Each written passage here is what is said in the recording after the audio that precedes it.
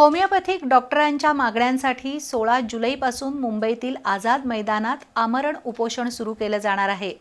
या आंदोलनासाठी संपूर्ण राज्यातून सुमारे 35,000 होमिओपॅथी डॉक्टर मुंबईला जाणार आहेत। कोल्हापूर जिल्ह्यातील सर्व होमिओपॅथी डॉक्टरांनी या आंदोलनात सहभागी व्हावं असं आवाहन न्यू इंटिग्रेटेड होमिओपॅथिक असोसिएशनच्या वतीनं करण्यात आलंय।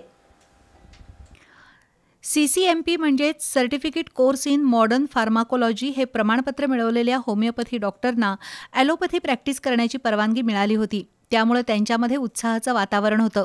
पण इंडियन मेडिकल असोसिएशनसह अन्य वैद्यकीय संघटनांनी आक्षेप घेतला आणि होमिओपॅथी डॉक्टरना ॲलोपॅथी प्रॅक्टिस करण्यास पुन्हा मज्जाव करण्यात आला।